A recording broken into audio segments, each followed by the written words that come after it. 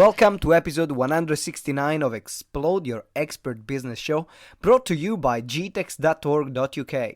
I'm your host, Simone Vincenzi, the Expert Strategist, and this is the podcast for experts who want to become the ultimate authority in their niche while making an impact in the world. Today I'm really excited because I have the pleasure to interview Marc Mawhinney. Marc is a lifelong entrepreneur who helps coaches get more clients without paying advertising, and he achieves this with his coaching programs, his podcast, Natural Born Coaches, and the Marc Mawhinney Show, his Facebook group, The Coaching Jungle, and his exclusive print newsletter, Secret Coach Club. He's been a speaker at events like Social Media Marketing World and frequently makes media appearances and contributes for entrepreneurs.com. You can learn a lot about Marc at naturalborncoaches.com. Now, in this interview, we talked about a lot of things because it was a really interesting debate that we had. We talked about the good, the bad, and the ugly of the coaching industry. And if you still have to call yourself a coach or is out of fashion completely. And this is a topic that made a massive difference in my business, in Marc's business, and I wanted to dive deeper into this one, which is how Marc uses the one email a day model to get consistent clients. You can read the interview transcript and get the bonus resources at www.gtex.org.uk/169. Also, you can connect with Marc on social media just by scrolling down here in the description. If you are a coach or a speaker or a trainer, you will use seminars or presentations or webinars, and if you don't use them, why the heck no? That's the question.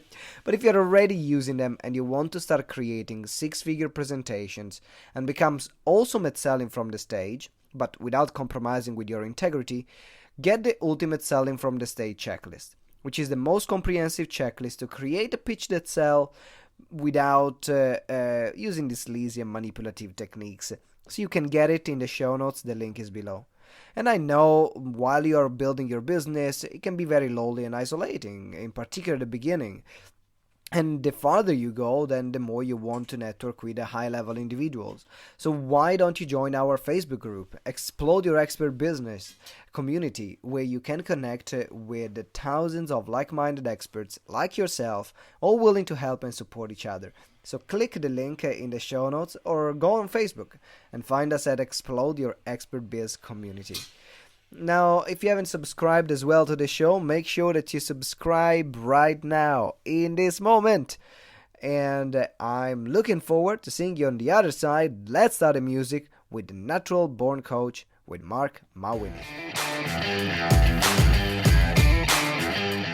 Ladies and gentlemen, welcome to another episode of Explode Your Expert Business Show. And today I'm here interviewing the one and only Marc Mawhinney. How you doing, Marc? I'm doing good, Simone. Your name's fun to say. Not just Simon, it's Simone. It's fun to say. You're the first person ever that said that my name is fun to say. Most of the time people will curse me because they cannot pronounce it, or they will find very, how can I say, entertaining ways to pronounce my name. I'm sure you've heard it all. Yeah, I've heard it all. I've heard them all. But we're not talking about my name, Simon. We're talking about how do you grow your business. But before we go into your story and what got you to where you are right now, I have a question for you. Now, Sure. You called your podcast Natural Born Coaches. What was the reason why you called it Natural Born Coaches? I'm sure there is a thinking behind that. So when I was launching my podcast, I wanted to have my keyword in the title. So I wanted coach, coaches, coaching, something like that in the title. And I couldn't for the life of me come up with a title for this podcast because everything was either taken, like the URL, so it wouldn't work or whatever. And here's a little tip that could help your people if they're trying to name a podcast, a program, a book, anything. what I did was I took two lists, movies and music, and I looked at the Billboard Top 100 for the last 20 years. And what I was doing was I started with music and I went down every single year looking at those top hits, and I was inserting my keyword in the song titles and in the band names. So I was putting coaches, or coaching in there. Nothing was working. Now, thank God I didn't do this. I almost named it New Coaches on the Block, and thank God I didn't. I used to own that URL. If anyone wants to grab it, I think it's free now. So I went through all the music, nothing worked, and then I got to movies, and I started, this was in 2014, so I started 2014, 2013, 2012, nothing was working. I got down to 1994, 1995 or whatever, and I came to Oliver Stone's movie Natural Born Killers, and it inserted coaches into there, natural born coaches. And Bang. then I had the most nerve-wracking 10 seconds that any online entrepreneur has. That's when you go over to GoDaddy or wherever and check to see if the URL is available. And you push a button and you're like, ah, come on. Luckily, it was available. Bang, there we go. That's how I came up with natural born coaches. That's such a great story. Thank you very much for sharing. I'm glad you asked it. Yeah. I was curious because a lot of time we all have our reasons why. Sometimes it's a very deep metaphysical reason. I've downloaded this name from the star and it was written in Yes. my Akashic records. And other God, times no. it's I like, had no, there not, was huh? no URL available. But I should say that it worked really well for it, because I believe that the best coaches are natural born coaches. They were born to do this. So it was one of those things that I should have told you. The heavens opened up, the clouds parted, and a bright light shone and hit me as I was hiking up a mountain. And there's, yeah, angels singing, and it was a very profound experience. But no, that's what happened to it. So I recommend anyone watching, if you're stuck on a name, try that technique and see if it can work. That's so brilliant. So now let's talk about you. How did you get started in doing what you do, which is helping other coaches, getting clients, and building one of the largest Facebook group for coaches that there are? I mean, how many members do you have right now? Well, as we're recording this, we're just shy of 15,000. I think we're 14,600 and some, or somewhere in Which that is a range. nice size group. So how did you end up creating this for yourself? I'll make a really long story short. My background's in real estate. So I did real estate for 10 years, roughly throughout my 20s. And when I got into coaching, I actually started with I say no niche or no niche whatsoever. I said, I want to be a coach for entrepreneurs. And as I was working with people, I had several clients that were bricks and mortar, traditional businesses, and I had a few clients who were coaches. And it was night and day. I preferred working with the coaches. Nothing wrong with Joe Plumber or whoever, but the coaches got it. They were fun to work with. I enjoyed helping them set up their packages, pricing, and all the other stuff. So I said, you know what, I'm going to focus solely on coaches, and I'm going to refer anyone else that comes to me that's not a coach, I will refer them off to a good coach that I know. And that's what I've done even to this day. And by focusing on that one group of people, it gave it that laser focus, and it made it much easier for me to, whether it be creating content, getting my message out there, and so on. I know who I'm speaking to. I'm not trying to talk to everybody. And that's an issue that a lot of coaches have, is they're trying to be all things to all people. And Absolutely. and that's not a good way to do it. So in a nutshell, that's how I got started with it. And I have a bit of a controversial question I would love to ask because we are both in an industry which some people can laugh about. Because we have this kind of things. Okay, so you are coaching coaches to coach coaches, the coach coaches, the coach coaches, the coach coaches, and coach coaches. So you're making money from coaches, right? And there is people that appreciate it because they understand that they need it, and there are other people that point the finger and they say, no, well, this is all a scam, and you're making money only from other coaches. Yeah. So what would you say, what are your thoughts around it? Well, I've heard that before too. People talk about the gold rush in Alaska or wherever, that the people making money were the ones selling the shovels or the pans instead of the prospectors that were actually looking for gold. And it's funny because some of the people who've said that, I then notice they get into doing what I do and they can't make it. So it's not easy. I can tell you from from the amount of hours I've put into it. Now, don't get me wrong. There's advantages because, as I mentioned, coaches understand the value of being helped and they understand coaching. But I would challenge anyone like that. Hey, if you think it's so easy, why don't you hop into this and you can serve as coaches and we'll see how you do with it.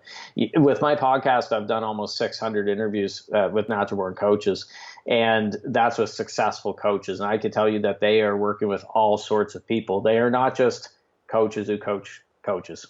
We're going to set a record for the number of times we can use the word coach in a 30-minute interview. But there are people who are health coaches. They are people who are working in the sales field. They're working with traditional bricks and mortar businesses, relationship coaches, blah, blah, blah.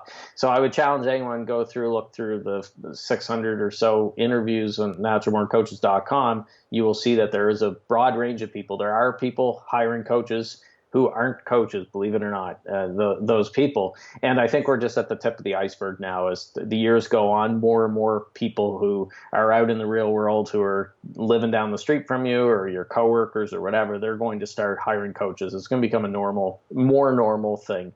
So we're just seeing the tip of the iceberg now. That's a beautiful answer. That's a very beautiful answer, because I've had many people, pointing the finger at me, and because that's something that I do as well. And in particular, we are focusing mainly on the event side.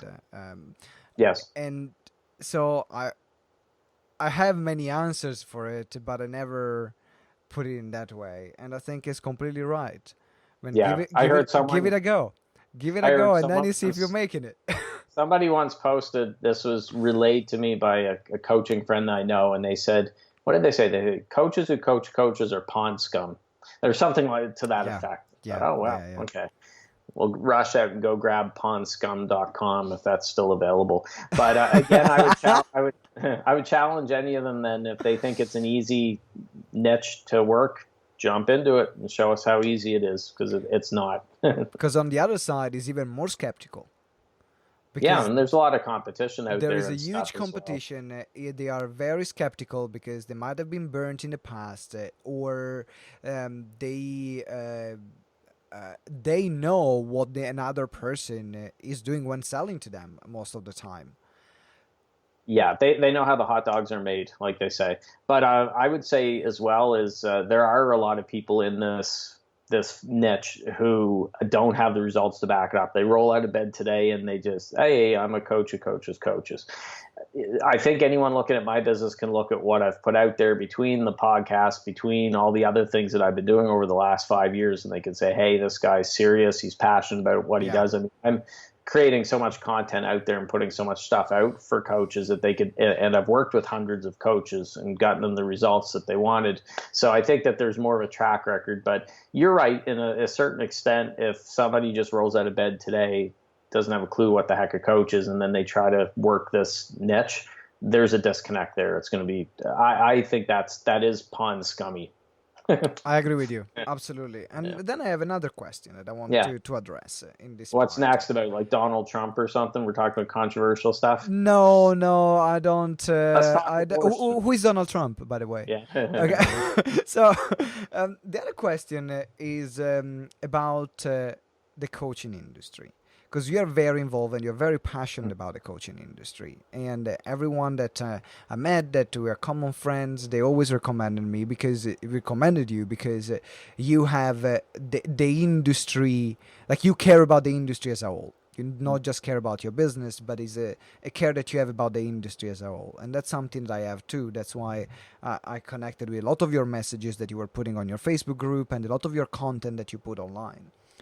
And the other question that I have is, a lot of people are saying that, the word coaching now is so overused that you shouldn't use it anymore. Or the word coaching is dead. No, don't call yourself a coach, because people are going to not work with you just because you call yourself that. And now it's going becoming like I'm a multi-level marketer, I'm a coach. So there is this trend which is popping up and people that are saying it. What are your thoughts around that side?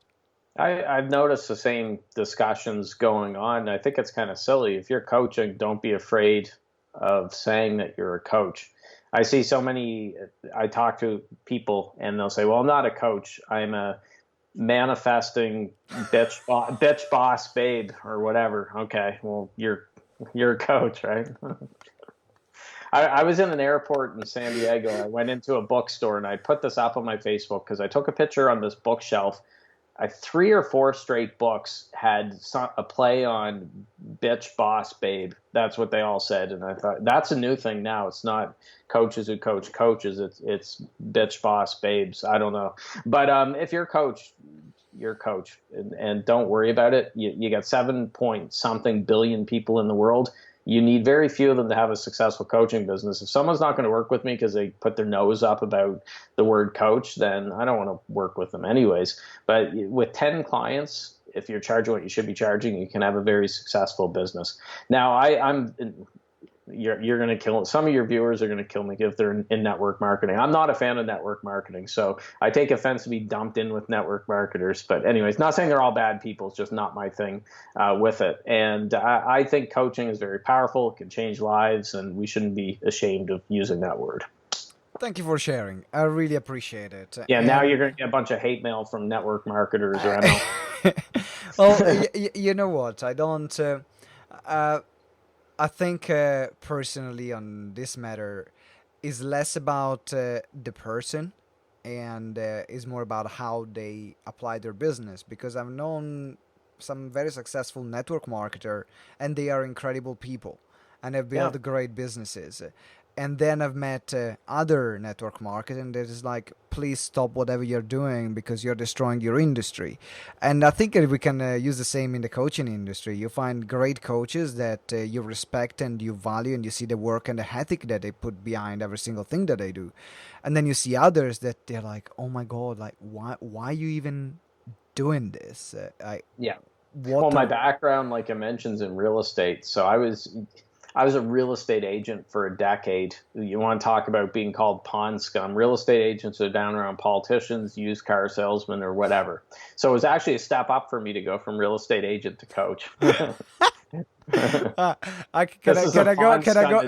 I go from waiter? I went from waiter to coach. Yes.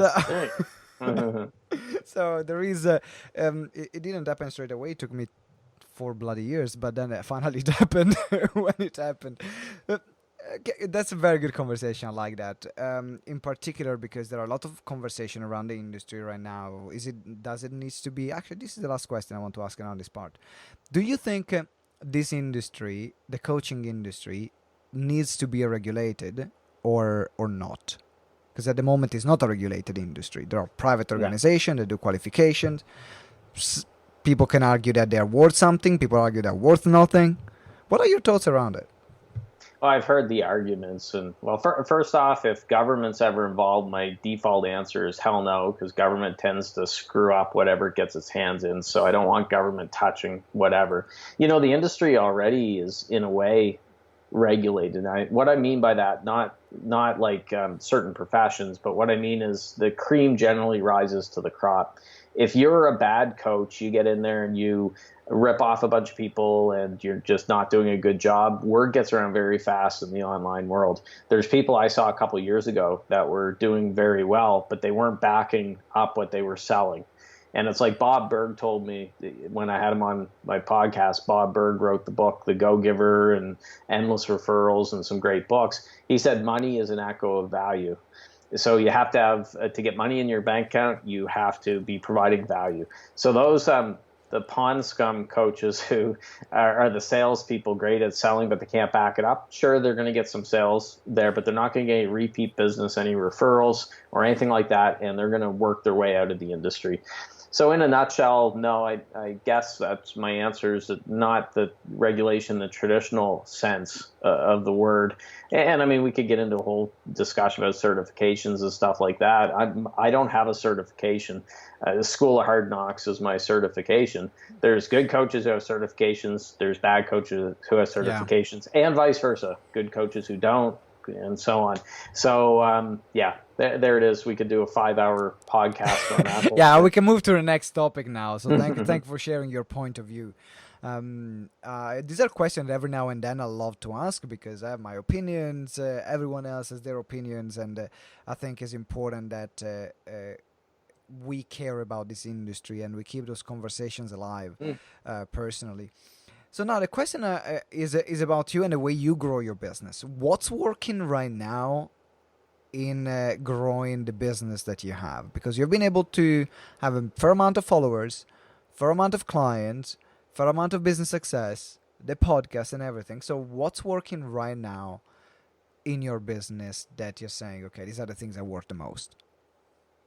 I'd say daily emails are a big thing. So I started daily emails in the spring of 2016. I have not missed a day since then, and I won't miss a day unless I get hit by a bus or something crazy like that.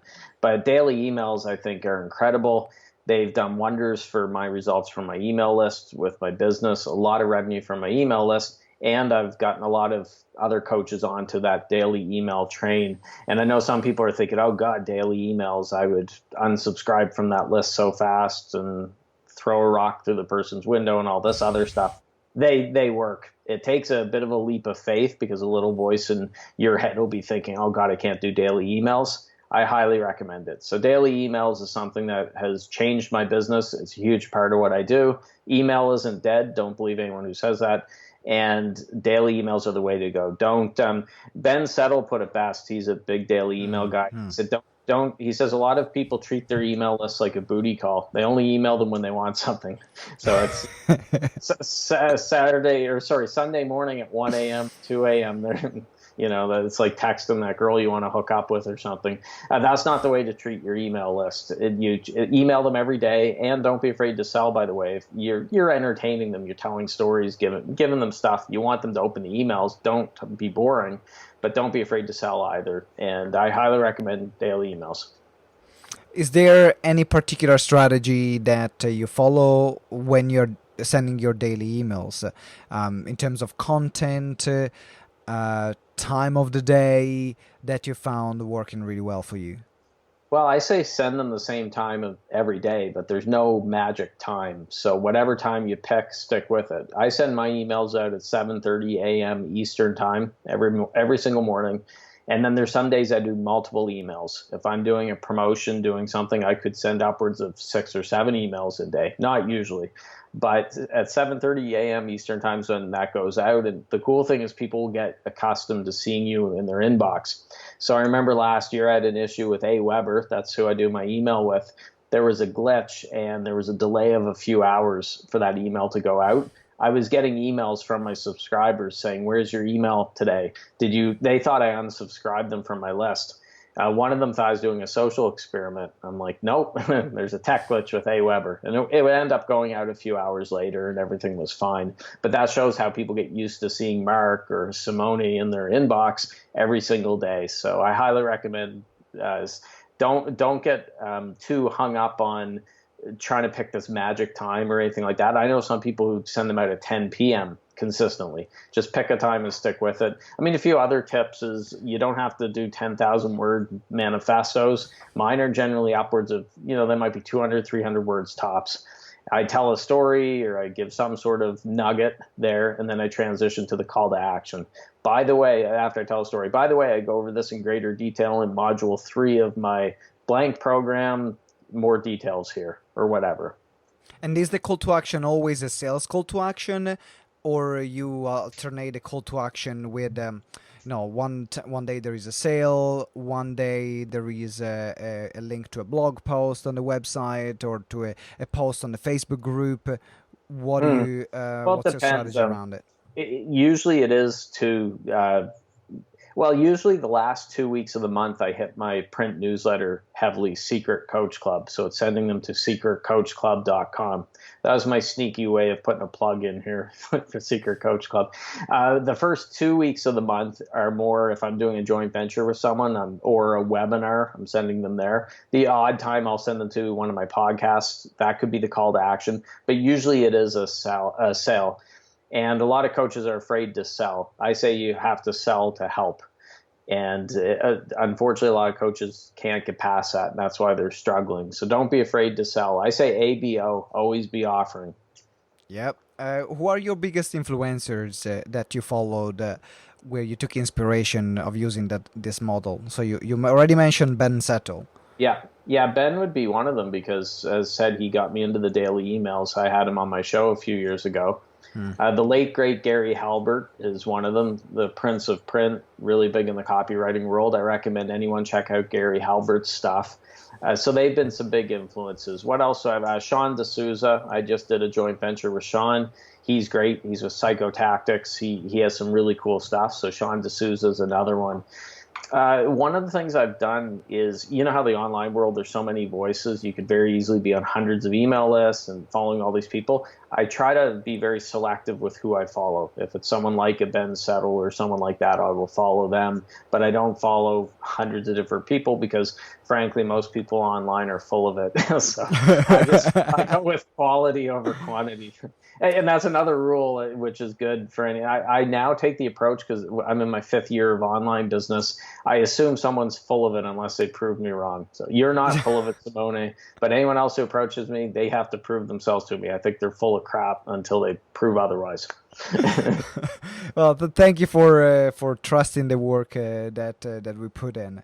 I have another guy because I'm using that's why I was very interested in the 1 email a day model, because it's the one that I use as well, and I've been using it for the past 2 years, and I think the first 2 months is getting used to with the complaint and people saying too many emails. And then getting used to the fact of, if you don't like you can unsubscribe, kind of answer. And then the other was to look at different strategies, different call to actions, different sales points. And yes, it works like wonders. And so a guy that I'm following is Ryan Lee. Yeah, I know Ryan. Well, I say no, I'm not. I've done a training for his freedom community once around print newsletters, so I know of Ryan. I've seen your training, because I did a couple of training for him on selling from the stage and selling from and seminars. he's a big daily email guy. At his coffee shop every morning, he's saying what he's drinking. He's sitting at his table. It's coffee shop, so you know where he's at. You know this coffee shop, and this coffee shop closed down. Actually, the coffee shop closed down, and you had to change. Damn it. But this is the kind of level of relationship that you build by sending an email a day. And what you said that was brilliant is that people are getting used to see you on their inbox. So even if they don't open the email, they still see you. It's still branding. It's still you are there at the back of their mind. So then when they need, you will be there. And I give this example. I think I bought a program from James Wedmore, a YouTube program 3-4 years ago. The reason why I bought from him is because he was sending me every day an email, and I've been on his email list for about a year and a half and not even opened one email. Then I opened the email, I got on his webinar, I bought the program. Yeah. Fun fact, my brother edits James' podcast. So I have a twin brother. Really? Yeah, he does James' podcast. So I've had people who bought from me. They said, Mark, I give up. I just bought it. I just, because the approach I take, I call it the casino strategy. So if you've ever been in a casino, this is a good example. About a year or two ago, I won nothing crazy, a few $100s at the casino. I went to collect my winnings at the cage at the back, and then I went to turn around to leave the casino. And they make it as difficult as possible to leave the casino. You've got rows of slot machines going in different directions. It's like a maze. And they get the flashing lights, the cool slot machines. You get the Walking Dead slot machine. Oh, there's Willy Wonka, and it's got the bright lights, the sounds, and people cheering and all that stuff. And casinos, they do that for a reason. They don't want you to be able to escape that casino before you pay money, all your money to them, right? So for me, and anyone creating content online, I say to do the casino strategy where people can't turn around without bumping into Mark. They're on my email list. In a perfect world, they're on my email list. They're in the Coaching Jungle Facebook group. They are connected with me on LinkedIn. They're all over the place, listening to the podcast. They're seeing me when they close their eyes at night to go to sleep. They're seeing my face there. I'm haunting them in their dreams. That's creepy. That's creepy. Yeah. That's creepy, but necessary. Yeah, now I heard somebody give some really bad advice last week where they said don't create too much content. It's better quality over quantity. It's better to put out something good once a month as opposed to just a bunch of stuff every day. I disagree with that. You have Yeah. to put out good stuff, don't get me wrong, but it doesn't have to be the meaning of life every day. If you're only putting something once a week, once a month, I don't care what it is. It could be the best content in the world, it's going to get drowned out online. There's just way too much noise out there. And it's changed a lot even since 2014 when I started. Yeah. You look at brands, if they stop doing ads, people will stop buying from them. And I think you need to treat yourself like a brand. Look at what other brands do. They are in your face every single time. Yeah, I talked to a coach a few years ago who had a really good year, and she decided to reward herself by taking the first 3 months of the following year off to go to a sunny, warm island somewhere. She said, I'm going to take January, February, and March off. I'll be back at it in April, and the results I got from this year will carry me over. It's only 3 months. And she told me that she had to start her business essentially from scratch when she came back in April. Everything she had built up, that momentum stopped over the 90 days. So maybe I'm a little paranoid, but I've been through a business closure before. I've been through a couple in the real estate world. So I don't want to rest on my laurels and think, oh, I could take my foot off the gas now. I'm paranoid when it comes to success. I want to keep pushing, pushing, pushing. I could never take 3 months off like that. And I always remember her story, which she stopped the ads and the content and everything else. Bang, everything dried up. Yeah, and right now we are. I mean, it doesn't have to be that you are not taking any time off. You can scale up your business. You can schedule content up front, and while you're on holiday, the content goes out, and your assistant will schedule the content. But it's important to have a consistent presence. Do you schedule your emails up front, or do you write them every day, day by day? Well, I hate to ruin the magic. Everyone thinks I'm sitting right in the front of the laptop and I hit send and it goes out, but I do batch them. So I like to be at least 2 weeks ahead and ideally a month. Now I may tweak some things. If something happened in between, I might go into that email and do a few little things. You're putting a lot of pressure on yourself if you write your that day's email that morning. You're sitting in front of a blank screen and you have to come up with something. I have an Alexa flash briefing that's a short little daily 1 minute show called the Marc Mawhinney Minute. I recorded 3 months worth of shows just a little while ago. I batched them. That way I'm not sitting down in front of the computer and having to record all that. So I do batching all the time, whether it be emails, podcasts, Alexa flash briefings, or so on. I highly recommend doing it that way. Yeah, it makes your life much easier. It makes your Yeah. life much easier. That's something I still need to get used to, because I'm writing my email every single morning. I Oh, wake wow. up. Yeah. That's part of my daily routine. But I feel it's like getting my coffee. I Yeah. wake up and I'm writing my email. It's whatever works for you. If Is that works normal. for you, go for it. Just But for me, I find that can be limiting. That can be limiting. So someday it works because I can be more relevant for something that maybe happened in a conversation recently, and this is something that cannot be done by scheduling. But of course, you can always change the schedule like you're doing. You go back and you tweak some parts of the emails. But then, so that's the limiting part. It's just that is the commitment of batching. So I'm focusing right now on batching the podcast. In fact, today, this is at the moment I'm talking to you is my 8th interview I'm doing. So I'm actually oh, one. wow. I'm actually one with this chair at the moment. I've been glued to this chair for the past 8 hours, and I've got another 10 hours of recording tomorrow. Oh, jeez. But then it's done because I'm doing the podcast, which is 3 episodes a week, which is this one, Explode Your Expert Business Show, and then I've got the daily podcast on Alexa Briefing, which is every day, and it's called the Simone Vincenzi Talks Business.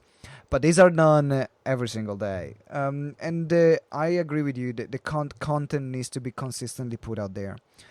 Other question I have for you before we go into the final part of this interview is how do you then transition from content to engagement and following up with people? Because I found that every people have different strategies. You'll put a content on your social media. Do you wait for that person to contact you and apply for the call or buy that program or respond to that email? or you will do also activities of actively reaching out for them to them? Mm. My whole goal with what I do is put engaging content out there where I'm making offers, I'm inviting them to take the next step. They're reaching out to me.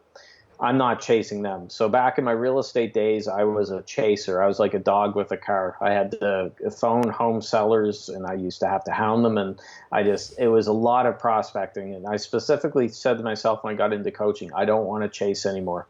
I'm getting too old for this. So I said, and if you have to chase somebody as a coach and twist their arm and do a big sales thing, then is it going to be a good relationship? Probably not, because you had to sell them on it. So I'm not saying you don't follow up. I will follow up. I'll check in with people if we've done a call, a discovery call, and they're not ready to take the next step. I'll check in. I'll make a note to check in with them. But for the most part, I'm more of the school of thought that I'd rather them come to me. And that's a cool thing about doing things like daily emails, consistent podcasts, content all over the place. People will stalk you, but in a good way. So I've had people reach out to me, Mark, I've been following you for the last 2 years, the last 3 years, the last 6 months.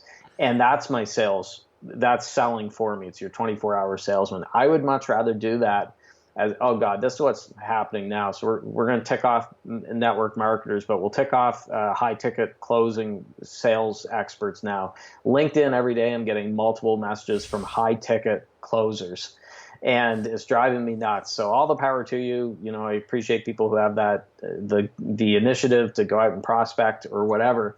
It seems to be the big fad now is high ticket closers. I don't want to be like one of them that are messaging every day. Hey, did you get my message? And some of them now are throwing jokes, and I'm noticing the same jokes. Hey, did you get eaten by a pack of wolves? I haven't heard from you. Haha. And I've heard that one. I don't want to be doing little tricks like that. I much prefer it if Simone reaches out to me. Hey, Mark, I've been on your email list for the last 8 months. I really like what you're doing, and I think you can help me. Can I book a call and I can tell you what I'm trying to do? Great. Here's my calendar, and let's go. Or here's the application form, which I have for calls. That's a better way to do it, I think. Brilliant. Fantastic. Thank you for sharing. Now I want to go into the last part of this interview, which is called Lifting the Veil. So that's where I'm going to ask you to share something that you're doing or you're using. It can be an app, a tool, a habit that you have that can make your life or business better. So let's lift the veil. Sure. Well, this goes back to the daily emails and consistent content creation. Of course, you have to get ideas for that stuff. There's a really cool tool I use. I'm in Canada, but it's elsewhere.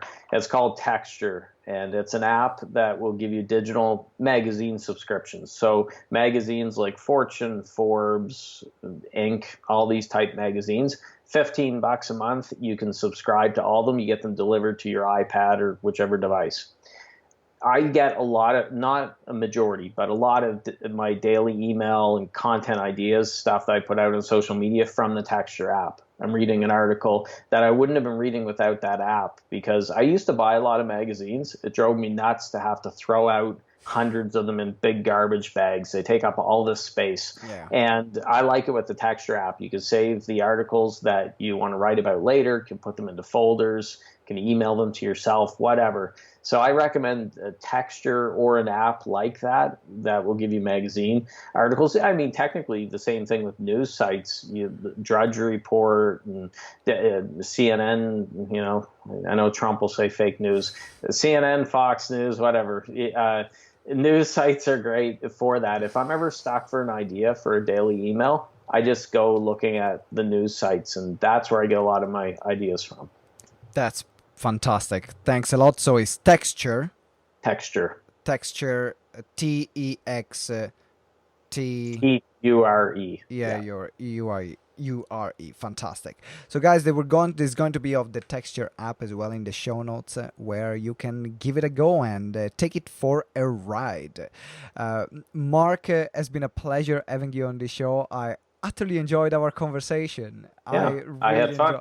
We talked about some controversial topics, some views that we have around the coaching industry. We talked about how you grow your business and how you use your one email a day model. How do you create and batch create your content, and then the Texture app.